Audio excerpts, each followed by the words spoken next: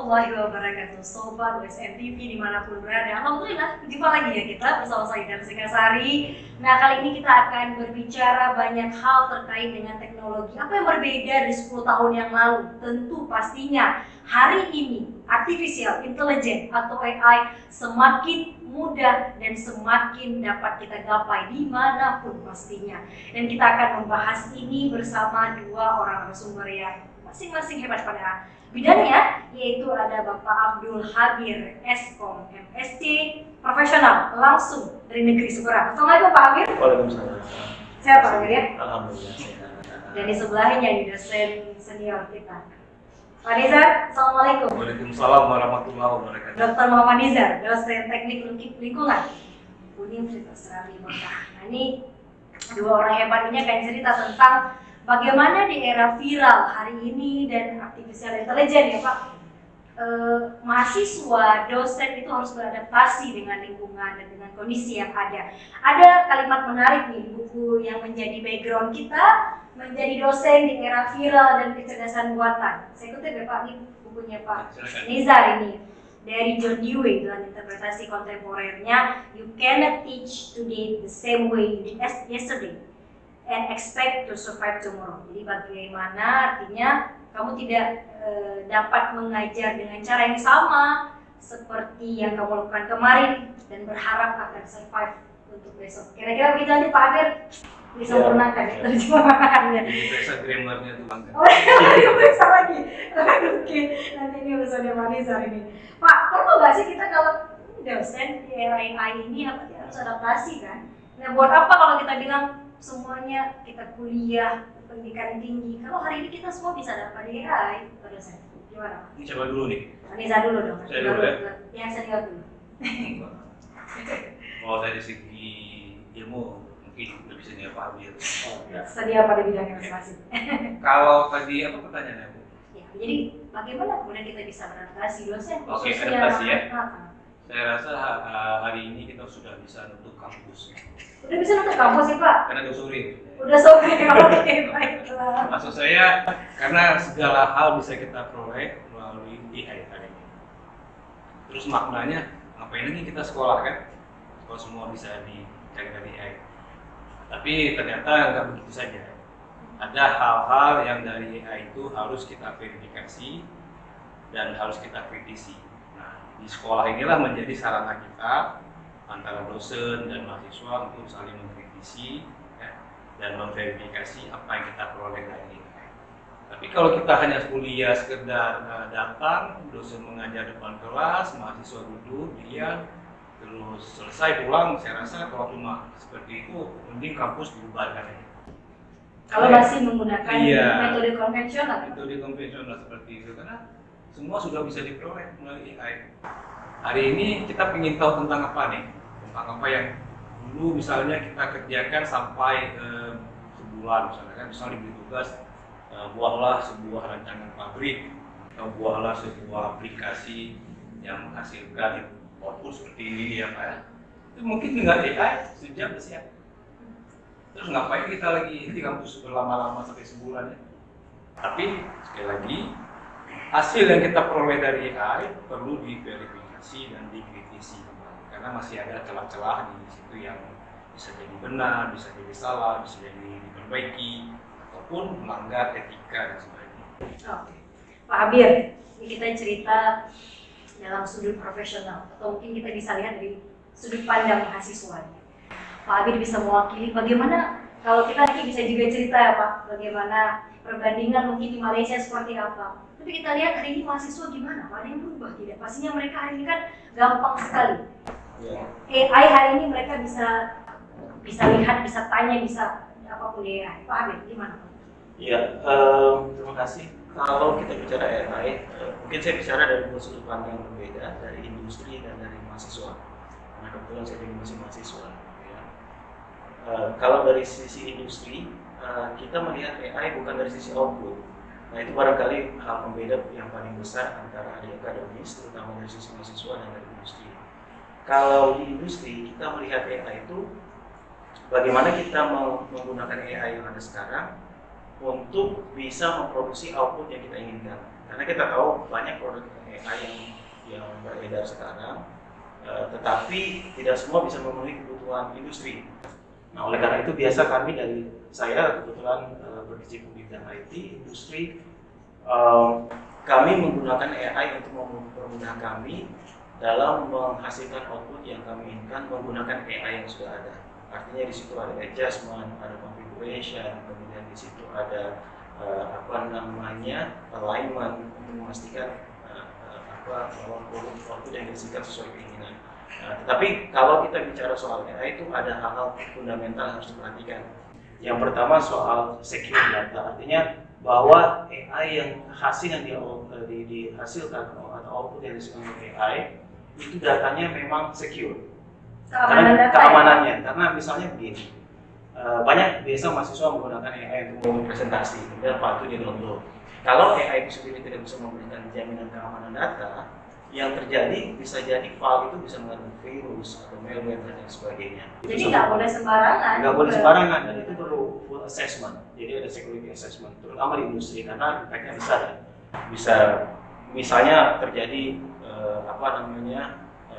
sistem compromise karena file yang kita download misalnya mengandung virus, itu kan operasional daripada perusahaan bisa terganggu, atau mungkin hal yang terburuk bisa berimpact ke financial loss. Kemudian end of the day itu bisa menjadi impact-nya di reputational of the organization. Artinya reputasi daripada organisasi, terutama misalnya di perbankan. Kita bisa lihat kalau perbankan tiba-tiba kena hack, user tidak bisa pakai, jadi yang kepercayaan otomatis user mereka berpindah. Nah, itu dari sisi industri. Itu baru satu sisi berupa security. Kedua, integritas. Artinya ketika data itu ditransfer, jadi ada dua fokus, data integrity, transfer, and at rest. Artinya ketika data ditransfer, itu data yang ditransfer tidak ada perubahan di tengah jalan. Dan ketika itu pun disimpan, itu tidak ada perubahan. Artinya harus ada jaminan di situ. Dan ketiga, fairness. Artinya bahwa informasi yang dikeluarkan itu memang tidak berpihak pada satu sisi. Kita misalnya kalau kita bicara sisi global, sekarang kita ada geopolitical situation, misalnya Rusia dan Belarus, Ukraine, perang, kemudian di mana ada embargo di Belarus dan Rusia. Nah, itu kalau kita menggunakan AI, kita nggak bisa misalnya kita menanyakan produk yang berkualitas. Itu kita nggak boleh ekstruk Rusia dan Ukraine meskipun mereka kena embargo.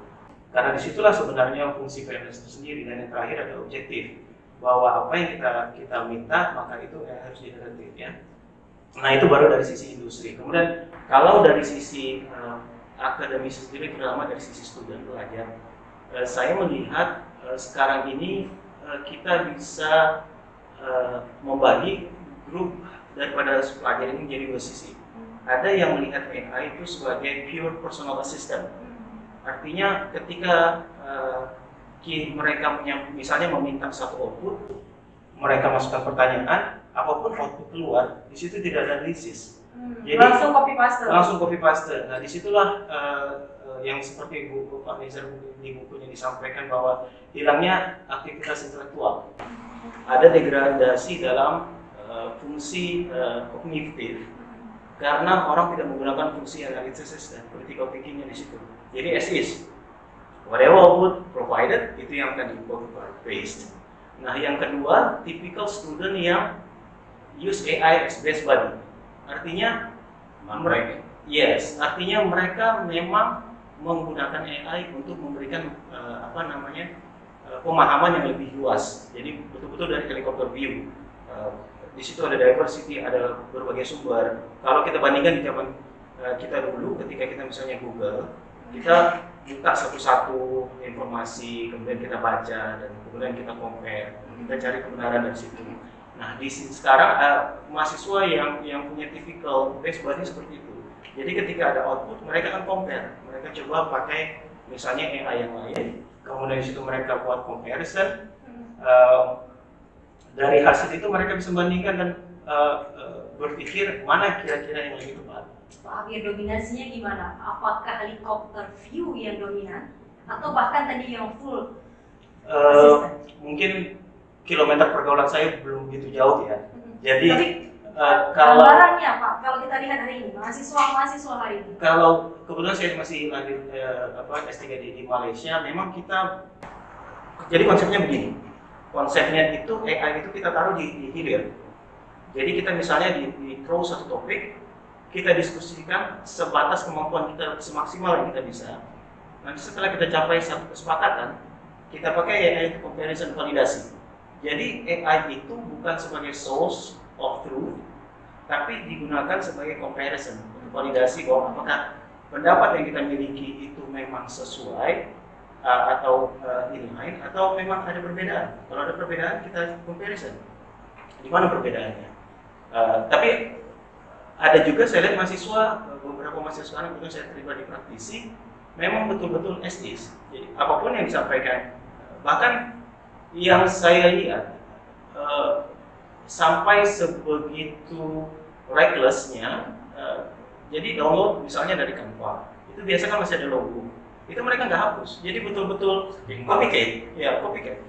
Itu yang dibacakan, itu yang dipresentasikan. Maksudnya begini, terlepas apakah itu otentik, not otentik, niche, not niche, novelty, not novelty, that is fine. Ya. Nah, yang penting mereka bertanggung jawab terhadap apa yang mereka sampaikan. Nah, yang menjadi masalah sekarang, mereka lebih fokus menyelesaikan tugas, tidak untuk menambah wawasan dan tidak bertanggung jawab terhadap informasi yang disampaikan. Barangkali Pak Abid sedang lanjut studi di Malaysia, kita ingin lihat POV-nya, point of view-nya bagaimana kemudian perbandingan kita bisa lihat comparison-nya antara Indonesia dan Malaysia. Bagaimana AI ini di mahasiswanya? Iya. Kebetulan ada juga beberapa mahasiswa yang internship magang di kantor, dan kita memang encourage menggunakan AI. Tujuannya satu, karena memang kalau dilihat secara idealnya AI itu digunakan untuk meningkatkan produktivitas ya. Yang jadi masalah sekarang, produktivitas yang dimaksud itu adalah misalnya kita dalam sebulan bisa membuat satu jurnal, itu kita bisa membuat 3 jurnal karena ada bantuan AI. Tapi yang terjadi sekarang, jurnalnya tetap satu, cuman waktu istirahatnya mereka lebih banyak. Nah, itu yang jadi produktivitas untuk meningkatkan kualitas istirahat ya, kualitas hidup. Ya. Iya itu. Jadi memang mudah. Jadi apa namanya? Jadi, kalau kita lihat misalnya anak kita bandingkan apple to apple S1 dengan S1 di Indonesia dengan S1. Tapi saya tidak mengatasnamakan S1 seluruhnya secara general. Tapi berdasar kasus atau pengalaman yang saya miliki, memang mereka cepat. Jadi kalau misalnya kita minta buat program ini, mereka pakai Copilot, setengah hari sudah selesai, sore bisa presentasi. Itu di Malaysia? Itu yang terjadi ya. Tapi artinya begini, yang jadi kendala kita adalah kita biasa kalau anak magang itu kan mereka punya project KPI. Misalnya dalam 4 bulan mereka harus bisa menghasilkan 2 atau 3 project yang low to mid ya. Yang jadi masalah adalah ketika bisa diselesaikan dalam waktu 1 bulan, 3 bulan tuh honeymoon time. Iya, honeymoon time. Nah, itu yang kadang-kadang kita juga kelelahan karena kita harus selama 3 bulan remaining time itu mereka harus duduk sama kita harus memberi edukasi pelajaran. Sedangkan sebelum misalnya apakah sebelum ada AI, benar-benar kita lepas. Kita hanya bimbing 1-2 kali misalnya ada kesulitan. Nah, sekarang ya itu yang terjadi. Itu yang terjadi. Oke. Pak Dokter, ini bukunya menarik. Menjadi dosen di era viral dan kecerdasan buatan. Salah satunya Bapak yang menulisnya. Jadi ada tulisan di situ saya baca bahwasannya ada satu dosen itu kehilangan identitas ya Pak. Karena memang semua mahasiswa itu bisa dengan KTP-nya. itu ini Pak ya. NIK-nya. Pak Budi. Jadi semuanya bisa di TikTok. Ada di mana pun. Jadi akhirnya ini gimana? Bu, semuanya bisa lebih mudah padahal capek-capek sudah buatnya. Iya. Jadi Pak tokoh di dalam buku itu dia menyadari dia kehilangan identitas ya. Saya rasa itu bagus kalau ada tokoh seperti itu. Artinya dia sadar bahwa ini eranya sudah berubah. Tapi saya melihat malah yang terjadi sekarang masih banyak pihak-pihak yang belum sadar, baik mahasiswa maupun di kalangan akademisi sendiri. Dari kalangan akademisi masih bertahan dengan gaya lama, ya gaya lama itu kan dia masuk presentasi, ceramah, bla bla bla selesai. Yang mahasiswa juga masih, tapi yang mahasiswa udah mulai maju ya, karena dia mendapat banyak informasi dari berbagai media sosial. Nah, 2 hal ini kan harus bisa sinkron sebenarnya, harus bisa nyambung. Kalau nggak nyambung ya masing-masing bertahan pada dunianya kan. Apalagi ini ada namanya era viral, segala sesuatu yang viral dianggap eksis di muka bumi. Yang tidak viral, apapun bentuknya, ya, kontennya mau positif negatif. Nah, tapi memang nanti sebagai dosen itu tadi butuhnya sekolah ini atau kampus ini masih butuh Si dosen itulah yang akan mengarahkan itu, apakah konten-konten viral ini benar atau tidak gitu. Tapi kalau si dosennya sendiri tidak memahami, tidak menguasai atau bahkan tidak mengikuti viral, apa yang viral, karena masih semua viral ya. Jadi bagaimana dia bisa mengarahkan ya? Misalnya hari-hari belakangan ini ada bencana di mana-mana, terutama di Aceh kan. Selain ada yang memang berita yang benar, tapi yang hoax kan juga banyak, dan yang hoax banyak yang viral. Nah, seandainya si dosen tidak mengikuti perkembangan, mungkin nanti pas ada mahasiswa yang tanya, Pak itu benar nggak Pak yang bencana itu karena hal-hal ini seperti terjadi ini? Saya nggak tahu juga gitu ya. Pengalaman pribadi bukan ya, Pak? Ada juga. Ada juga. Tapi untungnya, bukan untungnya, kebetulan saya dari dulu sebelum zaman-zaman viral saya user atau pemakai dari media sosial. Terus saya harus update. Makanya saya juga terinspirasi untuk menulis buku semacam ini. Karena kalau nggak, makin lama gap kita dengan mahasiswa atau dosen itu ya makin jauh gitu. Ya, mungkin kalau kita pernah nonton apa yang dibilang Deddy Corbuzier, itu apa aja sekolah-sekolah kan? Itu sebenarnya kan ungkapan yang keras, yang kalau udah ada semua di internet, makanya lagi kita sekolah kan? Tadi karena masih banyak dari kita yang musiknya ini masih seperti gaya zaman dulu. Hanya yang tidak ada kemudian emosi itu kan Pak di AI. Tapi saya curiga jangan-jangan ke depan AI ini juga bisa menampilkan emosi. Oke. Karena begini, AI ini kan bekerja berdasarkan, ini saya paham ya, AI ini bekerja berdasarkan input atau data yang dimasukkan. Mungkin di kemudian hari dia akan membaca wajah kita, karena AI itu kan dia dipasangi kamera. Dia akan membaca wajah kita, membaca mata kita, membaca kedut-kedutan di wajah kita, dan semuanya. Kemudian dia akan menyimpulkan, oh si ini sedang sedih. Bisa saja. Siapa tahu, Pak Abir mungkin tantangan ke depan bisa jadi sampai sedetail itu Pak Abir. Kalau sekarang kan memang AI kan berbasis algoritma ya, memang belum sampai ke level misalnya seperti ada emosi, ada wisdom, algoritma belum sampai ke situ. Tapi bisa jadi karena ke depan mungkin mempelajari reaksi wajah dari responder, dari situ barangkali bisa menjadi hal baru. Karena mungkin sebagai tambahan sedikit, kita ini terutama di bagian yang tambahkan yang Pak Nizar katakan tadi yang disebut soal viral, bisa rasa Pak Budi ya Pak ya,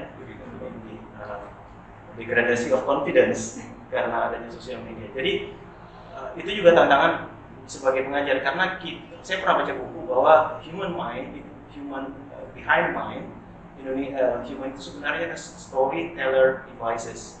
Artinya memang suka menyampaikan cerita. Nah yang menjadi tantangan itu kadang-kadang kalau sudah di sosial media bukan beritanya yang benar. Orang fokus kalau orang ini memang followernya banyak,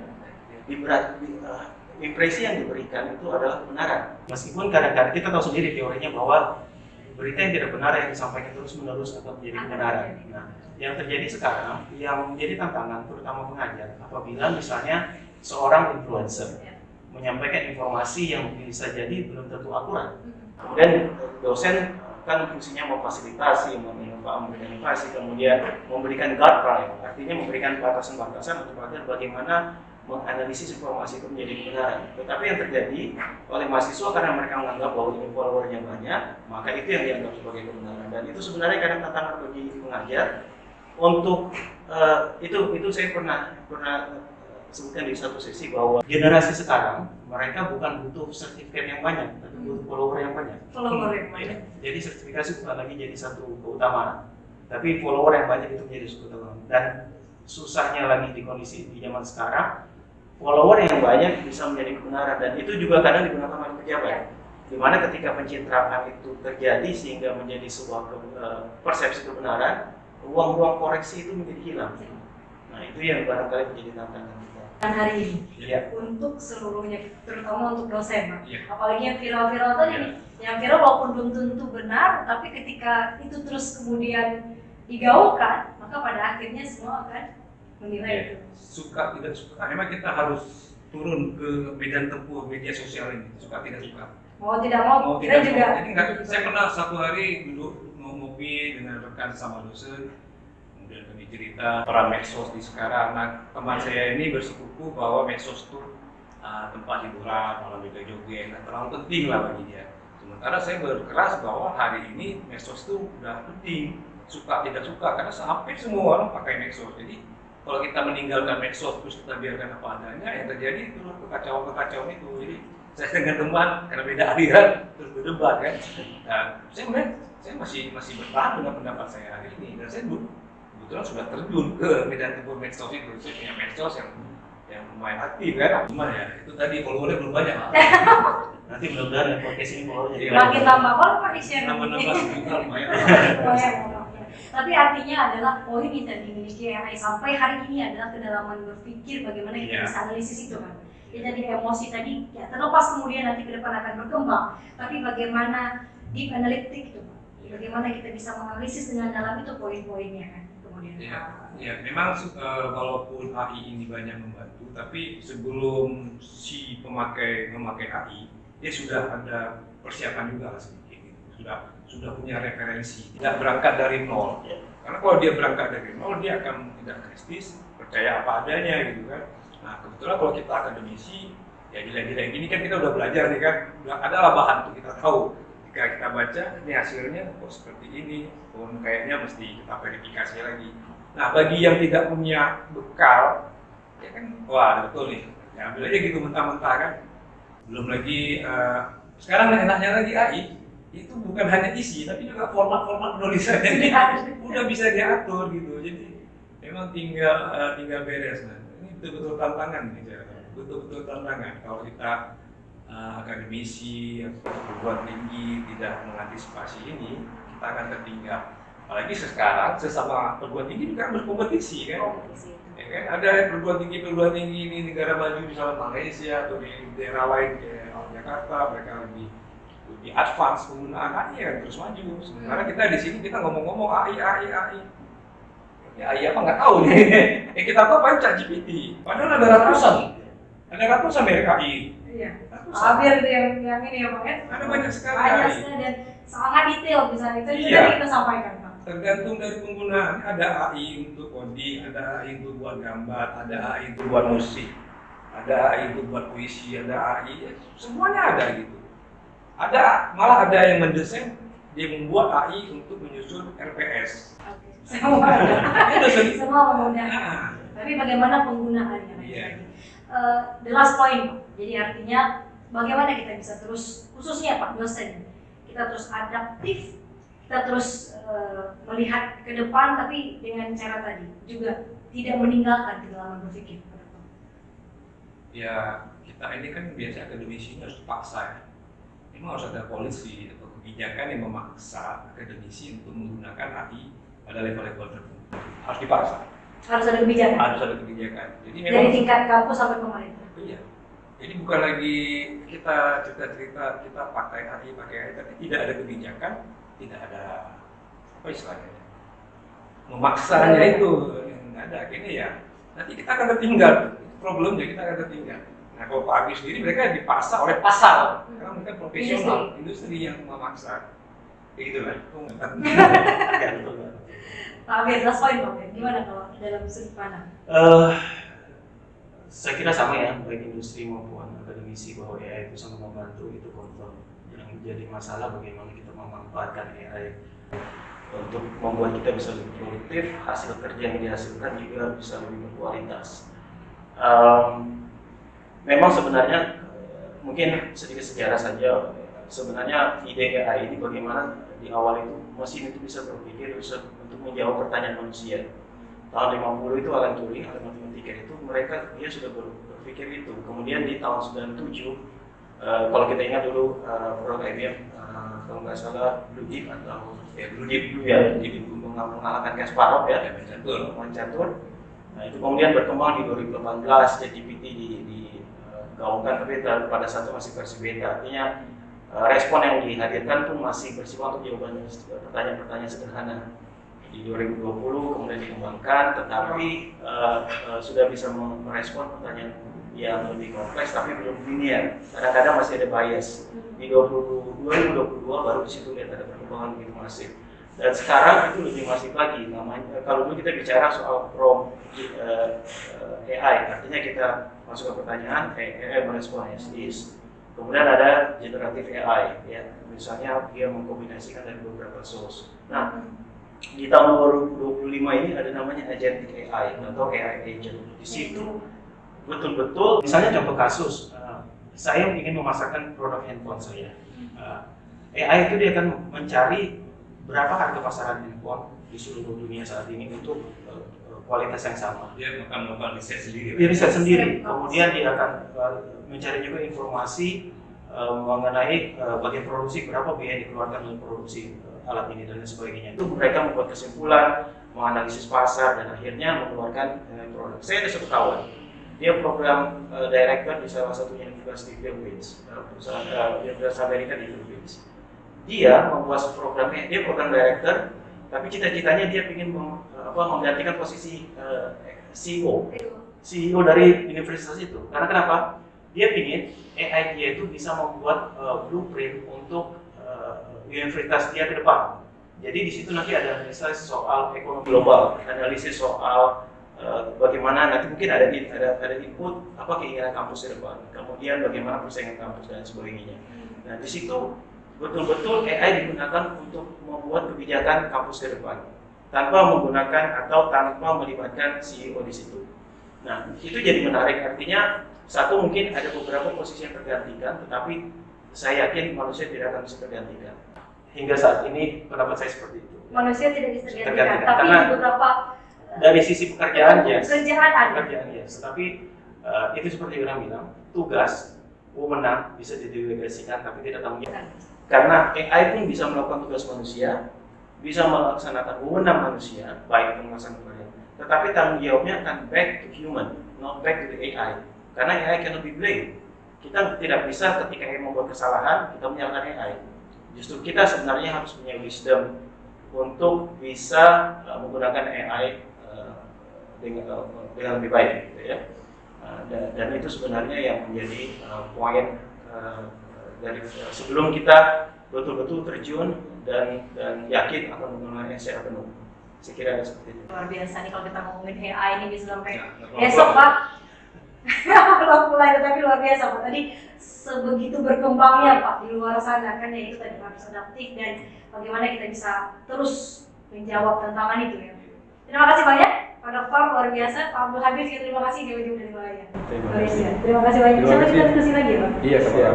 Insya Allah siap. Pak Dokter Muhammad Izar, dosen teknik lingkungan Universitas Muka, terima kasih banyak.